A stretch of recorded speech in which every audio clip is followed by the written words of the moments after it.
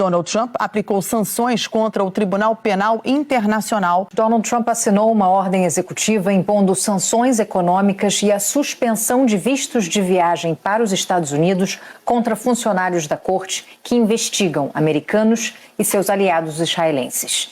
Trump acusou o tribunal de não ter legitimidade e de levantar acusações sem fundamento. No final do ano passado, a corte emitiu uma ordem de prisão contra o primeiro-ministro israelense Benjamin Netanyahu e seu ex-ministro da Defesa, Yoav Gallant, por crimes de guerra cometidos na faixa de Gaza. Um comandante do Hamas também teve a prisão decretada por atrocidades cometidas em Israel no dia 7 de outubro de 2023. Ele já foi morto por tropas israelenses. Netanyahu se manifestou, elogiou a ordem de Trump e disse que ela vai defender a América de um tribunal anti-americano e antissemita.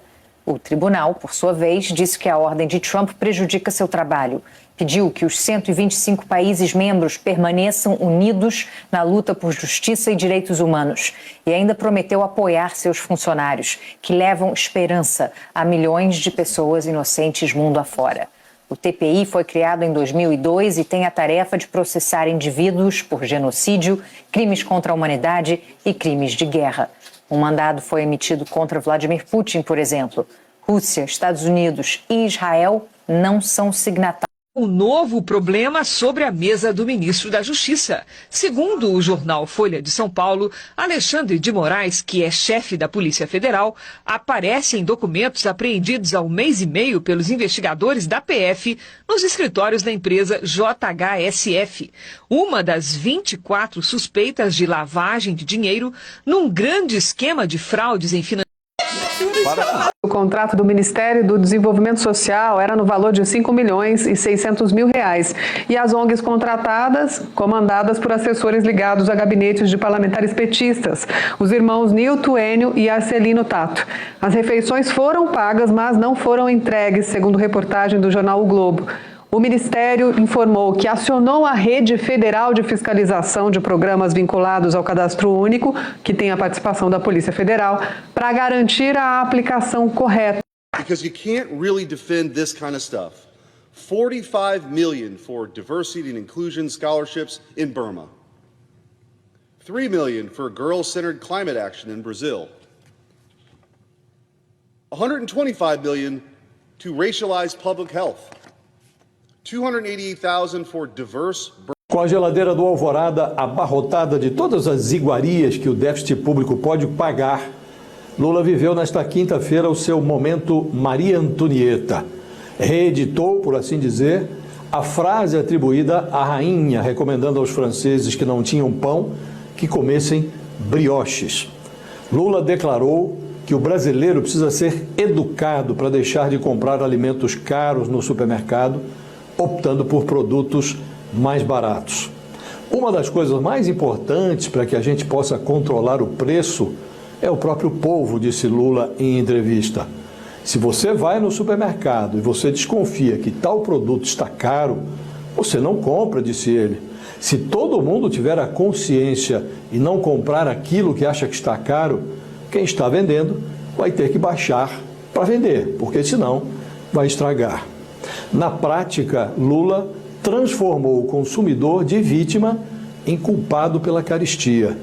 Sabe que falou bobagem. Na mesma entrevista, ele mencionou causas mais plausíveis para a inflação. Por exemplo, a alta do dólar, que favorece as exportações e encarece os alimentos no mercado interno.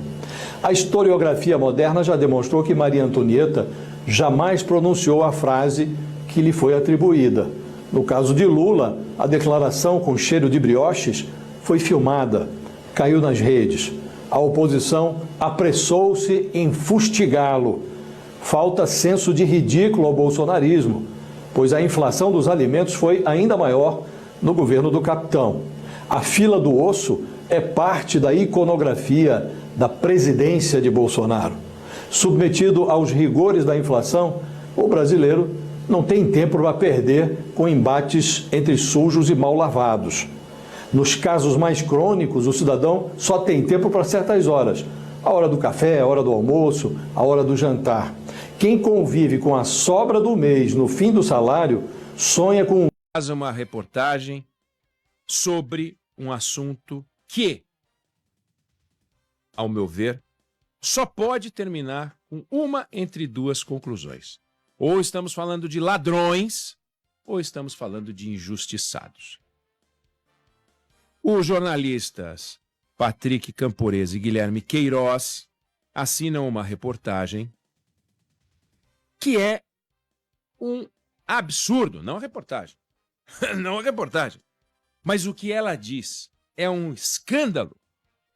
Em resumo, um grupo, um conjunto de organizações não governamentais, todas ligadas a petistas, todas ligadas não apenas a petistas, mas a assessores ou ex-assessores de políticos petistas, todas elas recebem dinheiro de um ministério do governo do PT para distribuir comida para quem não tem o que comer.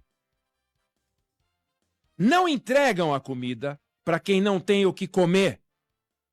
E a distribuição dessas quentinhas é coordenada por uma ONG, também ligada a um assessor do PT, que ao distribuir para outras ONGs, dá para cada uma quantidade de quentinhas para serem distribuídas de 4.583 quentinhas. O jornal, os repórteres, foram levantar 13 casos. Em todos os casos, as ONGs têm algo em comum. Tem a mão de um único advogado da ONG mãe que coordena a distribuição das quentinhas. Então nós temos o Ministério do Desenvolvimento Social, que criou um programa, como todos esses programas do governo são programas de nome bonito, Cozinha Solidária, criada por lei em 2023, regulamentada por decreto no ano seguinte, 2024, que apoia 2.000 cozinhas. Olha só, o Jornal Globo não investigou 2.000 cozinhas.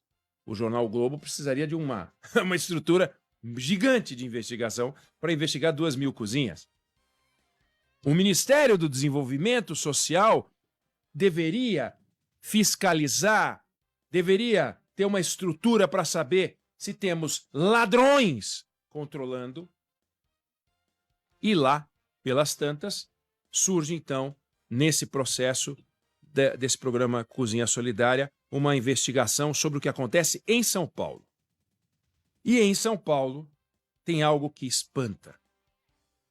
Todos os personagens, tirando um, que é ligado a um deputado federal chamado Luiz Fernando Teixeira, deputado estadual, todos os outros assessores são ligados a uma única família. São assessores e ex-assessores de familiares Tato. Newton Tato, deputado federal do PT, Enio Tato, deputado estadual do PT e irmão de Newton, Arcelino Tato, que era vereador do PT, irmão de Newton e Enio, e assim outros dois Tato, que também são parte desse clã. Mas nós temos um interesse fantástico de assessores e ex-assessores do PT em fazer o bem, em cuidar dos mais pobres, em distribuir comida para quem mais precisa. E não distribuem. Por que assessores do PT e ex-assessores de políticos do PT querem montar ONGs para receber dinheiro público? Por quê? Por que eles não fazem o trabalho de assessoria deles e, em vez de montar uma porcaria de uma ONG? E os nomezinhos, coisa mais doce. Cozinha Solidária. Como é que é? Do Espírito Santo. Deixa eu ver aqui o nome certinho dessa aqui. Cozinha Solidária Madre Teresa de Calcutá, emporcalhando o nome de Madre Teresa de Calcutá. Movimento Organizacional Vencer, Educar e Realizar. Mover, M-O-V-E-R, mover. Olha que fofinhos. Aí o Ministério do Desenvolvimento